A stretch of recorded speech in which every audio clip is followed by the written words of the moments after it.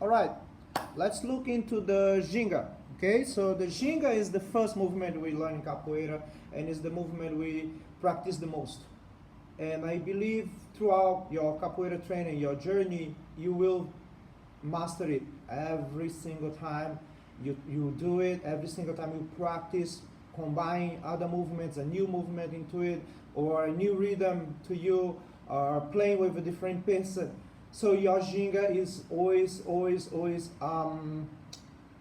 changing or improving, let's say, okay? So focus on the very basic, how to change levels on the Ginga and how to transfer your weight from one leg to the other, okay? So let's say looking from the front, the Ginga will be here, okay? Let me see if you guys can see. So if you notice that my shoulders, hip, and feet are all aligned here, elbow and hand are aligned with my shoulders as well. So I'm not going to be here and not going to be over, all right? If it's over, I'm blocking my view.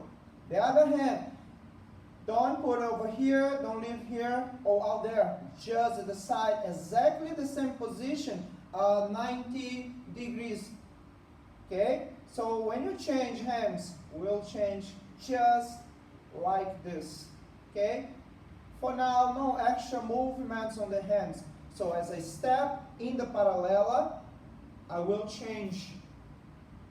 I step again, and I will change to the other side. So, weight placement. Now, most of my weight and my body weight is on my front leg. So the front leg have to be strong, okay? Back leg is basically soft bending. My foot, my back foot, it works like a spring. So I'm not locking my back knee or I'm not stepping fully on the ground, okay?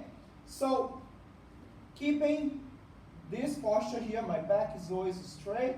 I'm going to step in the paralela and I'm going to change into the other side. 1 and 2 and 1 and 2. As long as you keep this pattern, you will be all right. Now, as I'm changing, I'm taking my time to step. I'm not going to be committing into this because then I'm going to be right in the center. And talking about the martial arts, I'm going to be a vulnerable target, an easy target. So I'm going to be here and step, then I transfer. And step, then I transfer.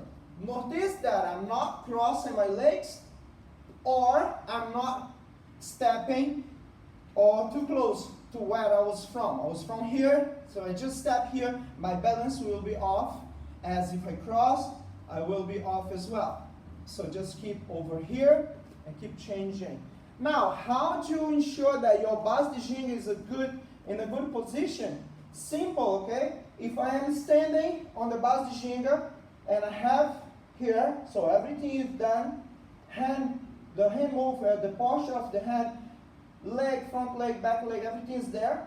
Now, I'm going to look into my knee without bending my body. So just I'm going to look down. If I see my knee, I'm okay, according to my body size. If I'm stepping too far out and I'm going to look at the top of my thigh. So that means I'm too wide, okay? And if I'm too narrow, especially if I'm tall, okay, I will be looking into my toes. So that means I will be collapsing over my frame or my front leg. That will give you, either you're too wide or too narrow, that will give you a lot of pressure on your lower back. And that will bring to your knees or to your joints. Okay, so we don't want that. We want you to be in the base de Ginga as long as you can without having to stretch so much or stop because of pain here or pain there. So you're just going to be using that as a warm-up or a transition throughout your training. Combine all the movements that we'll be doing throughout this series or in class. All right? Cool? Any questions? Just let me know on the comments or just message me. Yeah. Obrigado. Até a próxima.